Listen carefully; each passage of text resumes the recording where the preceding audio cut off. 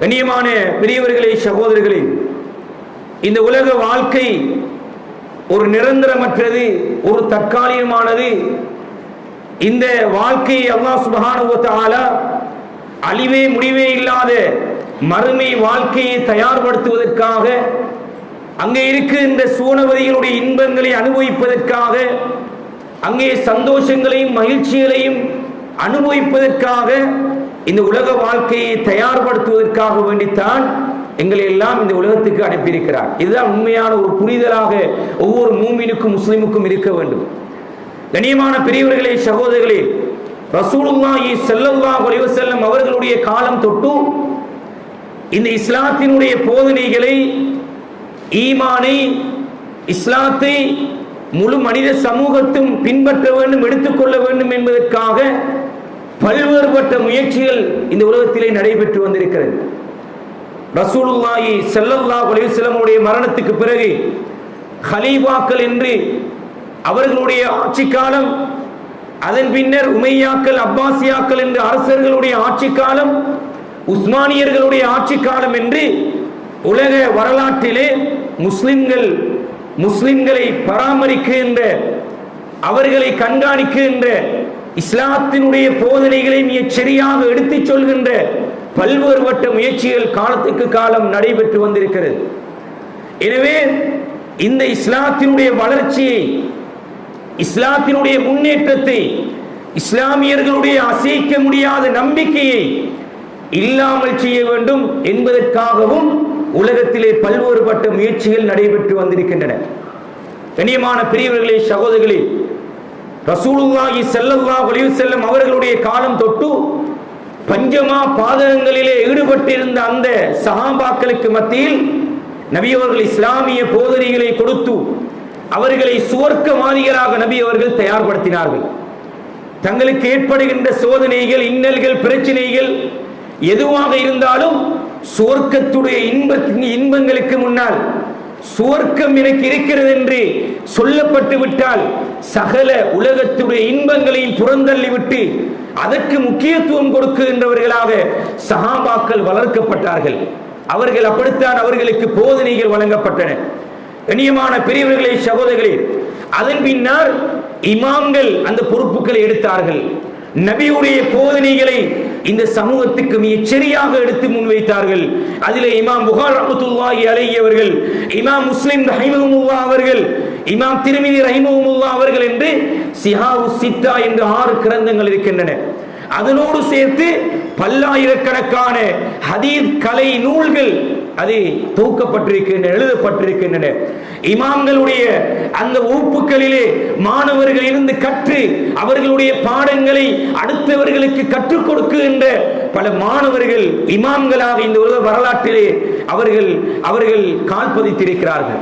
கண்ணியமான பெரியவர்களே, சகோதரர்களே, இந்த வரலாற்று பின்னணியில் இஸ்லாத்தினுடைய வளர்ச்சியை, இஸ்லாமிய போதனைகளை பின்பற்றுகின்ற முஸ்லிம்களுடைய நம்பிக்கை, அசைக்க முடியாத அவர்களுடைய ஈமானிய உணர்வை இல்லாமல் செய்ய வேண்டும், குறைக்க வேண்டும், அழிக்க வேண்டும், நரக படுகொலிக்கு இவர்களை தள்ள வேண்டும் என்று பல்வேறுபட்ட முயற்சிகள் உலகத்திலே நடைபெற்று வந்தன. அந்த வரிசையிலே தான் பல ஆயுத ரீதியான போராட்டங்கள் முஸ்லிம்களுக்கு எதிராக நடைபெற்றது. உலகத்தினுடைய வரலாற்றிலே பல முஸ்லிம்கள் ஷஹீதாக்கப்பட்டிருக்கிறார்கள், பெண்கள் விதவையாக்கப்பட்டிருக்கிறார்கள், குழந்தைகள் அனாதையாக்கப்பட்டிருக்கின்றன. கண்ணியமான பெரியவர்களே, சகோதரர்களே, இவைகளுக்கு பின்னணியில் இருந்து பார்க்கும் போதும் எதுவுமே செய்ய முடியாத நிலையில் தான் அந்த முஸ்லிம்களுடைய எதிரிகள் இந்த உலகத்துடைய முஸ்லிம்களை கண்டார்கள்.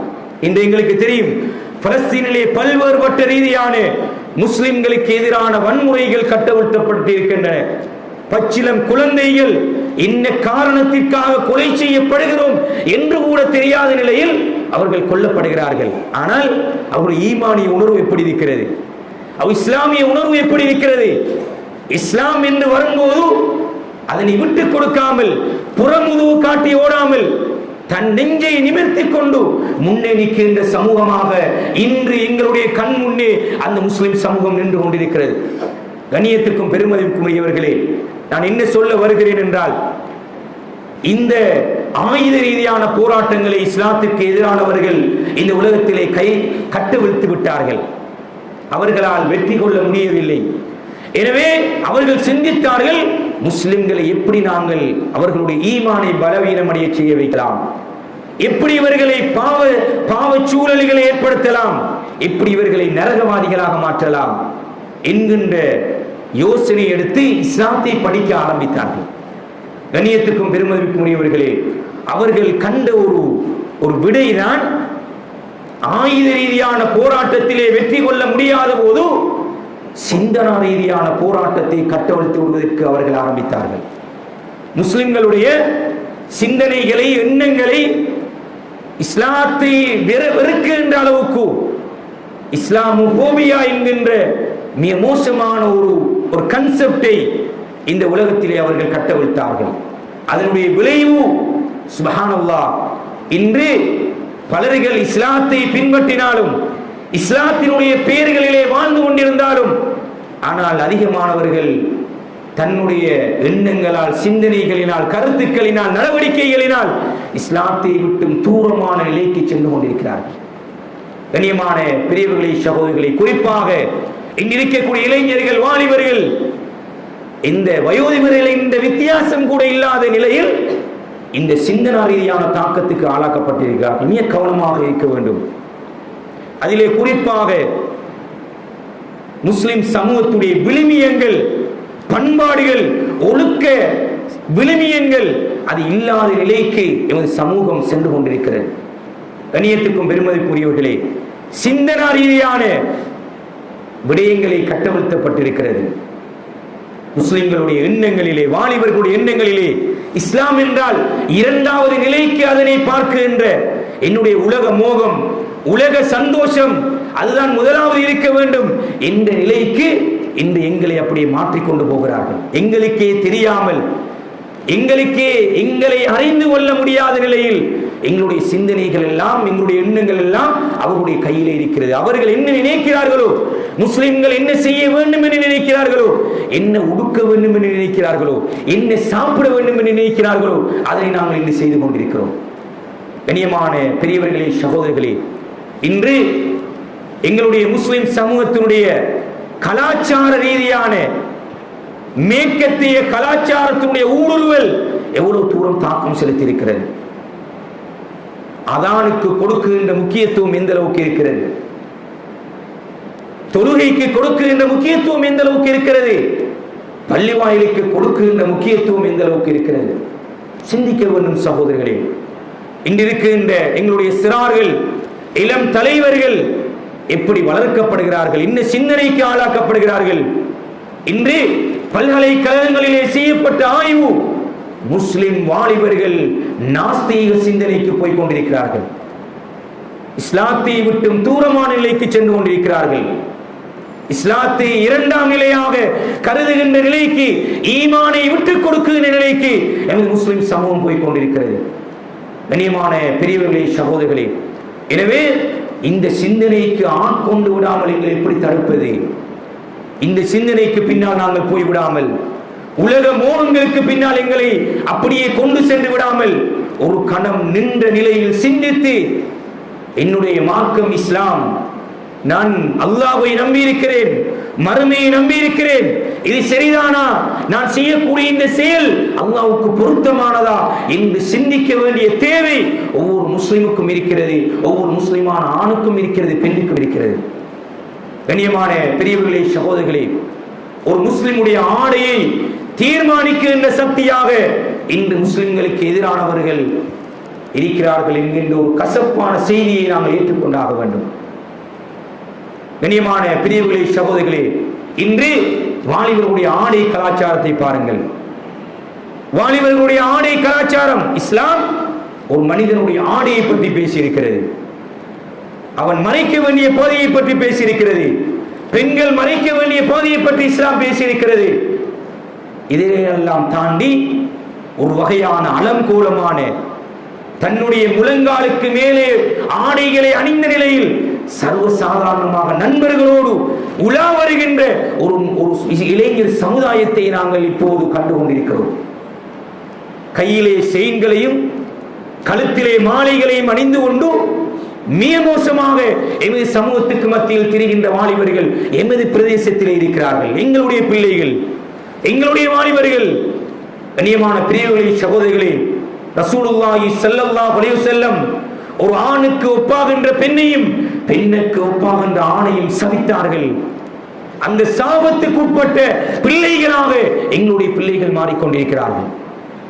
ரசூலுல்லாஹி ஸல்லல்லாஹு அலைஹி வஸல்லம் ஒரு ஆணுக்கு ஒரு வெள்ளியிலான மோதிரத்தை அணிவதற்கு அனுமதி வழங்கி இருக்கிறார்கள். இதை தவிர மாலைகள், காப்புகள் என்று அணிவதற்கு எந்த விதமான இஸ்லாத்தினுடைய ஷரியத்துடைய நிலைப்பாட்டிலும் அனுமதி கிடையாது என்பதை வாலிபர்கள் விளங்கிக் கொள்ள வேண்டும். அதனை பெருமையாக கருதுகிறார்கள். அதனை பெரும் நான் ஒரு வசதி படைத்தவன் போன்றும் ஒரு பெருமைக்குரியவன் போன்றும் சமூகத்திலே காட்டிக்கொள்ள வேண்டும் என்று அந்த வாலிபர்கள் விரும்புகிறார்கள். கண்ணியமான பிரியவர்களே, சகோதரிகளே, எனவே இப்படி முஸ்லிம் இஸ்லாத்துக்கு எதிரானவர்களுடைய ஊடுருவல் சர்வசாதாரணமாக பல்வேறு கட்டங்களிலே கிழிந்த அரை நிர்வாணமான நிலையிலே எமது ஆண்கள் இன்று நடமாடிக்கொண்டிருக்கிறார். ஒரு காலத்தில் பெண்களுடைய ஆடைகளை பற்றி பேசினோம், பெண்கள் மறைக்க வேண்டிய பகுதியை பற்றி பேசினோம். ஆனால் இன்று ஆண்கள் வாலிபர்களை பற்றி பேச வேண்டிய தேவை இருக்கிறது. மேலாலும் கீழாலும், முழங்காலுக்கு மேலாலும் முழங்காலுக்கு கீழாலும் கிழிந்த ஆடைகளை, தன்னுடைய இடுப்பிலே நிற்க முடியாத ஆடையை அணிவதை ஒரு ஃபேஷனாக கருதுகின்ற காலத்திலே நாங்கள் வாழ்ந்து கொண்டிருக்கிறோம். தொழுகைக்கு வரும்போது 10-20 தடவைகள் தன்னுடைய டவுசரை உயர்த்துகின்ற காரணம், அது வலிந்து போகின்ற ஆடையை அணிவது ஒரு ஃபேஷனாக கருதுகின்ற ஒரு காலகட்டத்திலே வாழ்ந்து கொண்டிருக்கிறோம். தொப்பி அணிவதை ஒரு அலங்கோலமாக, கண்ணியமான பெரியவர்களே, சகோதரிகளே, தொப்பி அணிவது இஸ்லாமா, மார்க்கமா, தீனா, சுன்னத்தா என்பதற்கு அப்பால் இஸ்லாத்தினுடைய ஒரு கலாச்சார விழுமியம் அது. இதனை பின்பற்றுவதற்கு கூட எங்களுடைய வாலிபர்கள் இன்று தயார் இல்லை. தொப்பி அணிவதை கூட ஒரு மிக மோசமான ஒரு நிலையிலே பார்க்கிறார்கள். வெளியிலே விட்டாலும் பள்ளி வாயிலுக்கு வருகின்ற போது, கண்ணியமான பிரிவுகளை சகோதரி, குறை கூறுவது நோக்கம் அல்ல. எங்களுடைய சிந்தனைகள் யாருடைய கையிலே இருக்கிறது, எங்களுடைய நடத்தைகள் யார் அதனை யாருடைய கையிலே வைத்துக் கொண்டு எங்களை ஆட்டிக் கொண்டிருக்கிறார்கள் என்பதை நாங்கள் ஒவ்வொருவரும் விளங்க வேண்டும். தாடி வைப்பதை ஒரு மிக மோசமான ஒரு நிலையிலே பார்க்கிறார்கள். கவலையான செய்தி என்ன தெரியுமா? முஸ்லிம் பாடசாலைகள் என்று சொல்லுகின்ற நாங்கள், எங்களுடைய பிரதேசத்தில் இருக்கின்ற முஸ்லிம் பாடசாலைகள் என்று நாங்கள் சொல்கிறோம், அந்த பாடசாலைகளுக்கு தாடியை வைத்துக் கொண்டு போக முடியாத நிலை. ஆசிரியர்கள், அதிபர்கள் முஸ்லிம்கள் வெட்ட வேண்டும், வலிக்க வேண்டும், எந்த ஒரு ஷெட்யூலிலும் கிடையாது. இந்த நாட்டுடைய சட்டத்திலே எங்கேயும் கிடையாது. ஒரு மனிதருக்கு தாடி வளர்ப்பதற்கான முழுமையான அனுமதியையும் சலுகையும் இஸ்லாம் வழங்கி இருக்கிறது. இந்த நாட்டுடைய அரசாங்கம், அரசியல் இந்த நாட்டுடைய யாப்பு சொல்கிறது. கண்ணியமான பிரிவுகளே, சகோதரிகளே, எனவே எங்களை தெரியாமல் ஒரு சக்தி எங்களை ஆட்டிக் கொண்டிருக்கிறது. எங்களுடைய சிந்தனைகளை யாரோ ஒருவர்கள் இயக்கிக் கொண்டிருக்கிறார்கள், எங்களுக்கு தெரியாது. எனவே ஆடையுடைய விடயத்திலே குறிப்பாக ஆண்கள் கூடிய கவனம் செலுத்த வேண்டும். தன்னுடைய உடல் கட்டமைப்பு, முடிகளை வெட்டுகின்ற போது யாரை பின்பற்றுகின்றோம், யாருடைய பெயரை சொல்கிறோம்? சுப்ஹானல்லாஹ். கண்ணியமான பெரியவர்களே, சகோதரிகளே, இஸ்லாத்தை நீங்கள் வெறுமனே தொழுகையோடு, நோன்போடு, ஜகாத்தோடு இஸ்லாம் நிறைவடைந்து விட்டது என்று நினைத்து விடாதீர்கள். முழு மனித வாழ்க்கையையும் மிகச்சரியாக சொல்லித்தந்த மார்க்கத்தை பின்பற்றுகிறோம், அழகான மார்க்கத்தை பின்பற்றுகிறோம், ஒரு அற்புதமான மார்க்கத்தை பின்பற்றுகின்றோம். முடியை வெட்டுவதற்கான முறையையும் இஸ்லாம் எங்களுக்கு சொல்லி தந்திருக்கிறது. யாருடைய பெயரை சொல்லி வெட்டுகிறோம்? கண்ணியமான பிரிவுகளே, சகோதரிகளே, எனவே இவைகள் எல்லாம் ஒரு வகையான இஸ்லாத்தை பின்தள்ளிய நிலையான சிந்தனையை எங்களுக்கு கொண்டு வந்து சேர்க்கும். அதுதான் உண்மையான யதார்த்தம். பெண்களுடைய நிலை, சுப்ஹானல்லாஹ், ஒரு காலத்திலே புடவைகளை அணிந்து முழு உடலையும் மறைத்த நிலையிலே சென்ற பெண்கள். கண்ணியமான பிரிவுகளை, சகோதரர்களை, இஸ்லாம் சொல்லக்கூடியது அபாயா அணிய வேண்டும், ஜில்பாப் அணிய வேண்டும் என்பதல்ல. தன்னுடைய உடலை என்ன வகையிலாவது, உடலுடைய அங்கங்கள், அவயங்கள், நிறங்கள் வெளியிலே தெரியாத அமைப்பிலே முழுமையாக மறைத்துக்கொள் என்று சொன்ன மார்க்கத்தை பின்பற்றுகின்றோம். அப்படி பின்பற்றிய சமூகம் எங்களுடைய மூதாதையர்கள், எங்களுடைய தாய்மார்கள். ஆனால் இன்று கை சேதம். சுப்ஹானல்லாஹ். கண்ணியமான பெரியவர்களே, சகோதரர்களே, சினிமாக்களுடைய தாக்கம், சீரியர்களுடைய தாக்கம் அவன் இயக்கிக் கொண்டிருக்கிறான். எங்களுடைய பெண்களை இப்படி அணிய வேண்டும், அப்படி அணிய வேண்டும், தங்களுடைய உடலுடைய கட்டமைப்புகளை ரசூலுல்லாஹி ஸல்லல்லாஹு அலைஹி வஸல்லம் சொன்னார்கள். ஒரு வெளியிலே இருந்து ஒரு மனிதன் ருசிச்சால், ஒரு பெண்ணுடைய ஒரு உடலை, உடல் கட்டமைப்பை, அவள் அபாயா அணிந்து போகட்டும், ஜில்பாப் அணிந்து போகட்டும், என்ன அணிந்து போனாலும் உடலுடைய கட்டமைப்பு வெளியிலே தெரிகின்ற அமைப்பிலே, உடலுடைய நிறம் வெளியிலே தெரிகின்ற அமைப்பிலே சென்று ஒருவன் பார்த்து ரசித்தால் அவர் விபச்சாரி என்றார்கள் ரசூலுல்லாஹி ஸல்லல்லாஹு அலைஹி வஸல்லம். கண்ணியமான பிரிவுகளை சகோதரிகள், எனவே இவ்வாறான நிலைக்கு எமது பெண்கள் சமூகம் சென்று கொண்டிருக்கிறார்கள். அதனோடு சேர்த்து கணவன்மார்களும் தந்தைமார்களும் அவர்களுக்கு இசைவாக்கம் அடைந்து விட்டார்கள். எது வேணுமென்றாலும் அணிந்து கொள்ளும், பார்ப்பதற்கு எங்களுக்கு நேரம் இல்லை, சிந்திப்பதற்கு எங்களுக்கு நேரம் இல்லை. இது இஸ்லாத்தை பின்பற்றுகிறாளா? முஸ்லிமான ஒரு பெண்மணியை போன்று இருக்கிறாளா என்ற சிந்தனை சிந்திப்பதற்கு எங்களுக்கு முடியாது. ஏன்? எங்களுடைய சிந்தனையும் அவனுடைய கொண்டோடிலே இருக்கிறது. இஸ்லாத்தினுடைய விரதி துரோகிகள், இஸ்லாத்தை பின்பற்றக்கூடாது என்று நினைப்பவர்களுடைய சிந்தனை எமது பிரதேசத்திலே எங்களுக்கு மத்தியில் சர்வசாதாரணமாக அதை ஊடுருவப்பட்டிருக்கிறது. ஆடையிலே இந்த பிரச்சனை, உணவிலே பிரச்சனை. இன்று சென்ற வார ஹுதுபாவுக்காக வேண்டி உடல் ஆரோக்கியம் தொடர்பான ஒரு ஹுதுபா எமது பிரதேசத்தில் இருக்கின்ற வைத்தியத்துறையோடு சம்பந்தப்பட்ட பலர்களை நான் சந்தித்தேன்.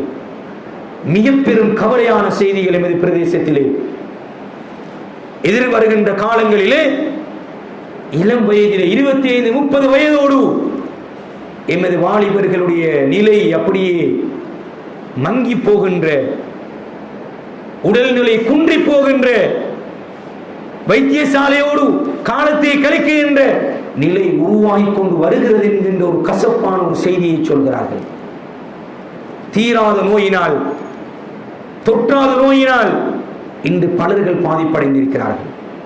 கண்ணியமான பெரியவர்களே, சகோதரிகளே, என்ன காரணம்? எங்களுடைய உணவு பழக்க வழக்கம், ஆரோக்கியமற்ற உணவு. ஆரோக்கியமற்ற உணவு. ஒரு காலத்திலே பாடசாலைகளுக்கு பிள்ளைகளை அனுப்புவதற்கு எங்களுடைய தாய்மார்கள் என்ன செய்தார்கள்? நேர காலத்தோடு எழும்பி அந்த பிள்ளையை தயார்படுத்தி ஆன்மீகத்தை, தொழுகையை கொடுத்து, துஆவை கற்றுக் கொடுத்து, அதனோடு சேர்த்து உணவையும் வீட்டிலே தயாரித்து கொடுத்து அனுப்பிய காலம் சென்று பணங்களை கொடுத்து அனுப்புகின்ற, நீ கடையிலே வாங்கிக்கொள், உணவகத்திலே வாங்கிக்கொள், அல்லது சாப்பிடாமல் அனுப்புகின்ற மிக மோசமான நிலைக்கு சமூகம் சென்று கொண்டிருக்கிறது. கண்ணியமான பெரியவர்களே, சகோதரர்களே, துரித உணவுகள் என்கின்ற பெயரிலே ஆரோக்கியமற்ற உணவுகள் எமது உடல்களை கரைத்துக் கொண்டிருக்கின்றன. எங்களுக்கு அந்த சிந்தனை கிடையாது, யோசிப்பதற்கு நேரம் கிடையாது. உடனடியாக சாப்பிட வேண்டும், உடனடியாக முடிய வேண்டும். எனவே உடலியல் ரீதியான குறைபாட்டை எங்களுக்கு எதிரானவர்கள் நிலை இந்த உலகத்திலே செய்து கொண்டிருக்கிறார்கள். எங்களை இந்த நாட்டிலே மட்டுமல்ல, முழு சர்வதேசத்திலும். எனவே எங்களுடைய உணவு பழக்க வழக்கம் இஸ்லாத்தினுடைய வரையறைக்குள் இருக்க வேண்டும். ரசூலுல்லாஹி ஸல்லல்லாஹு அலைஹி வஸல்லம் சொன்னார்கள், உங்களுடைய உடலை 3ஆக பிரியுங்கள். உணவுக்காக ஒரு பகுதி, வயிறை, உங்களுடைய தண்ணீர் குடிப்பதற்காக ஒரு பகுதி, காலியாக வைத்துக் கொள்வதற்காக ஒரு பகுதி. சுப்ஹானல்லாஹ், எவ்வளவு அற்புதமான மார்க்கத்தை பின்பற்றுகின்றோம்! இவ்வளவு அழகாக உணவை சாப்பிடுவதற்கான முறையை சொல்லி தந்த மார்க்கத்தை பின்பற்றுகின்றோம். கண்ணியமான பிரிவுகளே, சகோதரிகளே, அதிலும் ஒரு படி மேலே சென்று உட்கார்ந்து சாப்பிடுவதை ஒழுக்கமாக, பண்பாடாக, இஸ்லாமாக பார்த்த காலம் சென்று நின்று சாப்பிடுவது ஒரு வகையான பெருமையாக, ஒரு ஃபேஷனாக இன்று மாறி இருக்கிறது. உணவகங்களிலே தெரு உணவகங்கள் என்கின்ற பெயரிலே நடைபெறுகின்ற உணவகங்களுக்கு சென்று பாருங்கள். வாலிபர்கள், சிறுவர்கள், பாடசாலை மாணவர்கள் சைக்கிளிலே ஒரு கால் கீழே ஒரு கால் மேலே வைத்துக் கொண்டு நின்ற நிலையிலே உணவுகளை உண்ணுகின்ற நிலை, நின்ற நிலையிலே தண்ணீர்களை குடிக்கின்ற நிலை. இஸ்லாம் சாப்பிடுவதற்கான முறையை கற்று தந்திருக்கிறது. அழகா உட்கார்ந்து சாப்பிடுங்கள், வேறு கைகளினால் சாப்பிடுங்கள். கைகளினால் சாப்பிடுபவர்களை ஒரு வகையான அருவருப்பாக பார்க்கின்ற ஒரு காலம் தலையிலே கொண்டு வந்து போட்டிருக்கிறார். இந்த கைகளினால் சாப்பிடும் போது இந்த நடுவிரலிலும் இந்த ஆட்காட்டு விரலிலும் இருந்து ஒரு நீர் சுரப்புகிறது. அது மனிதனுடைய உணவை நீ அழகாக செரிமானம் அடைய செய்கிறது. இது விஞ்ஞானம். இஸ்லாம் அதனை சொல்கிறது. ஆனால் இல்லை, இதுதான் ஃபேஷன். சுப்ஹானல்லாஹ். கண்ணியமான பிரிவுகளே, சகோதரிகளே, எனவே என்ன நடக்கிறது என்பதை நாங்கள் புரிய வேண்டும். எப்படி நாங்கள் அலைகளை போன்று நாங்கள் அடிக்கப்பட்டு கொண்டு போகிறோம். ஆயுத போராட்டங்களினால் எங்களை அசைக்க முடியாதவர்கள், ஈமானை குறைக்க முடியாதவர்கள், சிந்தனா ரீதியான இப்படியான சின்ன சின்ன விடயங்கள் மூலமாக எங்களுடைய சிந்தனைகளை இஸ்லாத்தை விட்டும் தூரமாக்க வைத்துக் கொண்டு போகிறார்கள். நாங்களும் அதற்கு தெரியாமல் அப்படியே ஆட்கொண்டு போகிறோம்.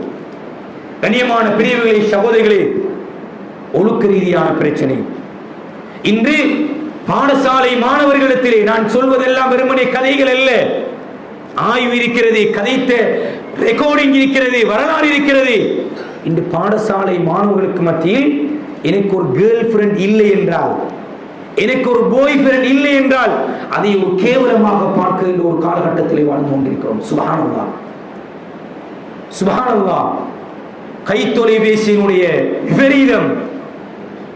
பெற்றோர்கள் படிப்பதற்காக, கல்விக்காக, என்னென்னமோ நோக்கங்களுக்காக வாங்கி கொடுத்திருக்கிறோம். எத்தனை விபச்சாரங்கள் எங்களுடைய வீட்டிலே நடைபெற்றுக் கொண்டிருக்கின்றன. கண்ணியமான பிரிவுகளே, சகோதரர்களே, இது வேறு நாட்டில் நடைபெறுகின்ற சம்பவங்கள் அல்ல, எமது பிரதேசத்திலே நடைபெறுகின்ற தகவல்கள். ஒரு ஆசிரியர் சொல்கிறார், இப்பெருக்கின்ற பிள்ளைகளை 10ஆம் 11ஆம் தரம் படிக்கின்ற மாணவ மாணவிகளை திருமணம் முடித்து கொடுத்து விட்டு பாடசாலைக்கு வர சொல்ல வேண்டும். அந்த அளவுக்கு ஆபாசங்களும் விரசங்களும் இந்த மூளையிலே செரிமானம் அடைந்திருக்கிறது. ஆபாசங்களோடு, அந்த சிந்தனைகளோடு எமது மாணவர்கள் ஆட்கொள்ளப்பட்டிருக்கிறார்கள். படிப்பதற்கு ஆசை கிடையாது, பாடசாலைக்கு செல்வதற்கு ஆசை கிடையாது. ஒரு பெண்ணோடு பேசுவதென்றால் மணித்தியால கணக்குகளில் பேசுவதற்கு தயார். இந்த பிப்ரவரி மாதம் ஒரு விபச்சார தினம் வர இருக்கிறது. எத்தனை கற்புகள் அது இழக்கப்பட இருக்கின்றன. சுப்ஹானல்லாஹ். கண்ணியமான பிரிவுகளே, சகோதரிகளே, எனவே எங்களுக்கு தெரியாமல் எங்களுடைய வீட்டுக்குள், எங்களுடைய பிள்ளைகளுக்குள், எங்களுக்குள், எங்களுடைய மனைவிக்குள், எங்களுடைய பெற்றோருக்குள் இஸ்லாத்தை விட்டும் தூரமாகின்ற, இஸ்லாத்தை குழி தோண்டி புதைக்கின்ற, நரகத்துக்கு தயாராகின்ற பல்வேறுபட்ட சிந்தனைகள் உட்பூத்தப்பட்டு சர்வசாதாரணமாக நாங்கள் செய்து கொண்டிருக்கிறோம். பேச்சுக்களில் ஒழுக்கம் கிடையாது. நானாவை என்று கூப்பிடுவதற்கு தயாரில்லை பிள்ளைகள். ராத்தாவை என்று கூப்பிடுவதற்கு தயாரில்லை பிள்ளைகள். சினிமாக்களுடைய, சீரியர்களுடைய, இந்த கைத்தொலைபேசியுடைய பாவையுடைய விபரீதம், இதன் ஊடாக இந்த பிள்ளைகளுடைய சிந்தனைகளை அவருடைய கைவசம் வைத்திருக்கிறார்கள். நீ மரியாதை செய்ய செல்லவில்லை. மிக முக்கியமான ஒரு விஷயம் இருக்கிறது. கண்ணியமான பிரிவுகளே, சகோதரர்களே, இப்போது வாலிபர்களுக்கு மத்தியில் இருக்கின்ற மிக மோசமான ஒரு விபரீதமான ஒரு செயற்பாடு, ஊர் தலைவர்களை பற்றி, உலமாக்களை பற்றிய நல்ல அபிப்பிராயத்தை அவருடைய உள்ளத்தில் இருந்து எடுத்து விட்டார்.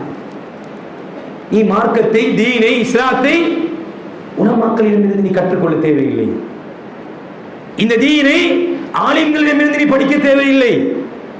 நீ சுயமாக படித்துக் கொள்ளலாம். இன்டர்நெட்டிலே தேடிக்கொள்ளலாம், தொலைபேசியிலே பார்த்துக் கொள்ளலாம். கண்ணியமான பிரிவுகளே, சகோதரிகளே, இது யாருடைய சிந்தனை? இஸ்லாத்தினுடைய விரோதிகளுடைய சிந்தனை. அவர்கள் பார்த்தார்கள், இந்த இளைஞர்கள், வாலிபர்களை ஆயுத போராட்டத்தினால் வெற்றி கொள்ள முடியவில்லை. எனவே இவருடைய உள்ளத்தில் இருக்கின்ற அசைக்க முடியாத நம்பிக்கை என்ன? எங்களுக்கு இஸ்லாத்துடைய தீனுடைய போதனைகளை சொல்லித் தருகின்ற இந்த ஊருடைய தலைவர்கள், உலமாக்கள், ஊரை வழிநடாத்துவர்கள் இவர்களை பற்றிய சிந்தனையை, நல்ல அபிப்பிராயத்தை அவருடைய உள்ளத்தில் இருந்து எடுத்து விட்டார். விரும்பியதை எழுதலாம், விரும்பியதை பேசலாம், ஒரு மனிதனுடைய சுய மரியாதையில் கை வைக்கலாம், பிரச்சனை அல்ல. இப்படியான சிந்தனைகள் இன்றைய வாலிபர்களுடைய உள்ளத்திலே அது ஆட்கொள்ளப்பட்டிருக்கின்றன. சுப்ஹானல்லாஹ். விபரீதம் என்ன? விபரீதம் என்ன? எது இஸ்லாம் என்று சொல்லப்படுகிறதோ அதனை பின்பற்றுவதற்கு தயாரில்லை, உள்ளத்தில் இடமில்லை. ஊருடைய நலன் சொல்லப்படுகிறது, ஊர் தலைவர்களால் பின்பற்றுவதற்கு தயாரில்லை. நீங்கள் யார் சொல்வதற்கு? நீங்கள் யார் எங்களை வழிநடாத்துவதற்கு? இது யாருடைய சிந்தனை? கண்ணியமான பிரிவுகளை, சகோதரிகளை, இஸ்லாத்தினுடைய விரோதிகள், வாலிபர்கள் மிக கவனமாக இந்த விடயங்களை விளங்கிக் கொள்ள வேண்டும். எங்களை யார் அசைத்துக் கொண்டிருக்கிறார்கள்? யாருடைய சிந்தனையில் நாங்கள் வாழ்ந்து கொண்டிருக்கிறோம்? எனவே ஒழுக்க விழுமியம் என்பது ஒரு ஜீரோவான நிலைக்கு சென்று கொண்டிருக்கிறது. மதிக்க தெரியாது, மரியாதை செலுத்த தெரியாது, பெற்றோர்களுக்கு முன்னால் உட்கார தெரியாது, பெற்றோர்களோடு பேச தெரியாது, ஆசிரியர் அதிபர்கள் ஆசிரியர்களுக்கு எப்படி நடந்து கொள்ள வேண்டும் என்கின்ற முறை தெரியாது. நான் எப்படி இருக்க வேண்டுமே அப்படித்தான் நான் இருப்பேன். சுப்ஹானல்லாஹ், சுப்ஹானல்லாஹ். எனவே இந்த நிலைக்கு எமது சமூகம் அப்படியே சென்று கொண்டிருக்குமாக இருந்தால் எமது பிரதேசத்திலே, எமது நாட்டிலே முஸ்லிம் சமூகத்துக்கு மத்தியில் ஆன்மீக வறுமை காணப்படும். மேற்கத்திய கலாச்சாரம் மேலோங்கும், இஸ்லாத்தினுடைய நிலைப்பாடுகள் அப்படியே பின்தள்ளி செல்லப்படும். இஸ்லாமா மேற்கத்திய கலாச்சாரமா என்று வரும்போது இஸ்லாத்தை பின்தள்ளி மேற்கத்திய கலாச்சாரங்களை முன்னிறுத்துகின்ற ஒரு சமுதாயமாக அல்லாஹ் பாதுகாக்க வேண்டும். எங்களுடைய வாலிப சமுதாயம் உருவாக்கி இருக்கிறது, அல்லாஹ் பாதுகாக்க வேண்டும். எனவே இதனை நாங்கள் புரிய வேண்டும், விளங்க வேண்டும். எங்கே இருந்து வருகிறது, எதனூடாக வருகிறது? குறிப்பாக இவைகள் எங்களுடைய பிள்ளைகள் பண்படுத்தப்பட வேண்டும், பெற்றோர்கள் சொல்லிக் கொடுத்து வளர்க்க வேண்டும். ஆன்மீகத்தினுடைய பக்கம் அதிகூடிய ஆசையை காட்ட வேண்டும். இஸ்லாத்தினுடைய பண்பாடுகளை, ஒழுக்கங்களை சொல்லிக் கொடுத்து வளர்க்க வேண்டும். சிறு பிள்ளைகள் பிழை செய்யும் போது அதை பிழை என்று சொல்லிக் கொடுத்து வளர்க்க வேண்டும். இஸ்லாத்தினுடைய அழகை சொல்லிக் கொடுக்க வேண்டும், தீனை போதிக்க வேண்டும். அதே நேரம் கண்ணியமான பெரியவர்களின் சகோதரிகளே, பாடசாலைகள் இதற்கு முன் வர வேண்டும். பாடசாலைகளூடாக ஆன்மீகத்தை இந்த பிள்ளைகளுக்கு போதிக்க வேண்டும். கலாச்சார பண்பாடுகளை சொல்லிக் கொடுக்க வேண்டும். மதிக்கின்ற, மரியாதை செலுத்துகின்ற பண்பாடுகளை சொல்லிக் கொடுக்க வேண்டும். உண்மை பேசுகின்ற, நேர்மையாக நடந்து கொள்கின்ற முறைகளை பிள்ளைகளுக்கு சொல்லிக் கொடுக்க வேண்டும். அவனுக்கு சினிமாக்களும் சீரியர்களும் கை தொலைபேசிகளும் அவனுக்கு பொய் பேசுவதை கற்றுக் கொடுத்திருக்கிறது, அநீதி இழைப்பதை கற்றுக் கொடுத்திருக்கிறது, ஒரு மனிதனுடைய மானத்தை, மரியாதை போக்குவதை கற்றுக் கொடுத்திருக்கிறது. அவனுக்கு அது பெரிதாக தெரிய மாட்டாது. எனவே பெற்றோர்களுடைய பாரிய பொறுப்பு இருக்கிறது, பாடசாலைகளுடைய பொறுப்பு இருக்கிறது, பள்ளி வாயில்களுடைய பொறுப்புகள் இருக்கின்றன. மாணவர்களை உள்வாங்கிய அமைப்பில் எப்படி இந்த இஸ்லாத்தினுடைய ஊடுருவல்களை தடுத்து இஸ்லாத்தினுடைய போதனைகளை நாங்கள் மேலோங்க செய்யலாம். இப்போது உயர்தர பரீட்சை எழுதிவிட்டு மாணவர்கள் இருக்கிறார்கள். எங்களிடத்தில் என்ன சேர்த்திட்டம் இருக்கிறது? கண்ணியமான பெரியவர்களே, சகோதரர்களே, எத்தனையோ கோர்ஸ்கள் அறிவிக்கப்படுகிறது. உயர்தர பரீட்சை பெறுவேறு வரும் வரைக்கும் இந்தந்த பட்டப்படிப்புகள் இருக்கின்றன, இந்தந்த வழிகள் இருக்கின்றன. எங்களிடத்திலே ஆன்மீக ரீதியான என்ன சேர்த்திட்டம் இருக்கிறது? பள்ளி வாயிலுக்குள் இணைத்துக் கொள்வதற்கான என்ன முறை இருக்கிறது? எனவே வெறுமனே விமர்சனங்களை மட்டும் சொல்லிவிட்டு போவது நோக்கம் அல்ல. அதற்கான தீர்வுகளை நாங்கள் சமூக நிறுவனங்கள், பள்ளி வாயில்கள் இருந்து அதனை சிந்திக்க வேண்டும். பிள்ளைகளுடைய சிறிய வயதிலேயே இந்த ஆன்மீகம் கொடுக்கப்பட வேண்டும். இன்று குர்ஆன் மதரசாக்கள் அபிவிருத்தி சபையினால் பரீட்சை நடத்தப்படுகிறது. 3ஆம் தரத்தோடு அந்த பிள்ளை பரீட்சையிலே சித்தி அடைந்து விடுகிறது. அதுக்கு பின்னால் குர்ஆனோடு என்ன தொடர்பு? இஸ்லாத்தோடு, தீனோடு என்ன தொடர்பு அவனுக்கு இருக்கிறது? கண்ணியமான பிரிவுகளை சகோதரர்களே, இவைகள் எல்லாம் எல்லோருமாக இருந்து சிந்தித்து எதிர்காலத்தில் எமது பிரதேசத்தை, எமது முஸ்லிம் சமூகத்தை, இந்த ஊரை வழிநடாத்துகின்ற தலைவர்கள் எப்படி உருவாக்கலாம் என்பதற்கு ஆழமாக சிந்தித்து அதற்கான செயற்திட்டங்களை உருவாக்க வேண்டும். உதாரணமாக, இப்போது இருக்கின்ற உயர்தர பரீட்சை எழுதிவிட்டு இருக்கின்ற மாணவர்களுக்கு ஏதாவது பள்ளி வாயில்களை அடிப்படையாக கொண்டு தனவந்தவர்கள் முன்வந்து தங்களுடைய பொருளாதார நிதிகளை செலவழித்து ஏதாவது ஒரு போதனையை, இஸ்லாத்தினுடைய சிந்தனை, இஸ்லாமிய போதனைகளை, அல்லாஹ்வுடைய பாதையிலே ஒரு பக்கம் ஒரு கூட்டம் சென்றிருக்கிறது. ஆனால் எத்தனையோ வாலிபர்கள் இருக்கிறார்கள், எத்தனையோ பெண் பிள்ளைகள் எமது சமூகத்தில் இருக்கிறார்கள். பாடசாலைக்கும் பிரேத்திய வகுப்புகளுக்கும் சென்று விட்டு வந்தவர்கள் இப்போது ஒரு வகையான மன உளைச்சலோடு இருக்கிறார்கள். வீட்டிலே உயர்தர பரீட்சை எழுதிவிட்டோம். எனவே ஒரு சுருக்கமாக ஒரு சின்ன ஒரு முயற்சியாக இருந்தால் அவர்களை பள்ளி வாயிலுக்குள் அழைத்து அல் குர்ஆனை மனனம் வருவதற்கான ஒரு ஏற்பாடு. அல் குர்ஆனை ஒரு குறிப்பிட்ட சூறாக்களை, அன்றாட மோதக்கூடிய சூறாக்களை மனனம் செய்வதற்கான நீங்கள் விரும்பிய நேரங்களிலே வந்து அதற்கான பொருளாதார நிதிகளை செலவழித்து, எனவே இப்படி ஆழமாக சிந்தித்து எமது சமூகத்தை எப்படி இவ்வாறான இஸ்லாத்திற்கு எதிரான மேற்கத்திய கலாச்சார ஊடுருவர்கள் அதனை குறைத்து இல்லாமல் செய்து நல்ல தலைவர்களை உருவாக்குவதற்கு நாங்கள் எப்படி முன்வர வேண்டும் என்பதை நாங்கள் எல்லோருமாக இருந்து சிந்திக்க வேண்டும். குறிப்பாக பெற்றோர்கள் இதிலே கவனம் செலுத்த வேண்டும். எங்களுடைய கைத்தொலைபேசிகள், எங்களுடைய வீட்டில் இருக்கின்ற சினிமாக்கள், சீரியல்கள், இதனுடைய தாக்கம் என்னிடத்திலே புள்ளி விவரம் இருக்கிறது. சினிமாக்கள், சீரியல்கள், பிள்ளைகளுக்கு காட்டுகின்ற பொம்மைகள், நாடகங்கள், அவர்களுடைய விளையாட்டுக்கள், இதனூடாக அவர்களுக்கு ஏற்பட்டிருக்கின்ற சிந்தனா ரீதியான, உடல் ரீதியான, உள ரீதியான என்னென்ன பிரச்சனைகளுக்கு ஆளாக்கப்பட்டிருக்கிறார்கள், ஆளாக்கப்பட இருக்கிறார்கள் என்கின்ற புள்ளி விவரங்கள் எல்லாம் எங்களிடத்தில் இருக்கின்றன. எனவே அல்லாஹ் சுப்ஹானஹு வ தஆலா ஒரு நல்ல ஒரு சமூகத்தை எமது பிரதேசத்திலிருந்து உருவாக்க வேண்டும். எனவே அதற்கு நாங்கள் எல்லோரும் பாடுபடுவோம். எங்கள் அனைவர்களையும் பொருந்திக் கொண்ட நல்லவர்கள் கூட்டத்தில் ஆக்குவானாக. யா அல்லாஹ் எங்களுடைய பாவங்களை மன்னிப்பாயாக.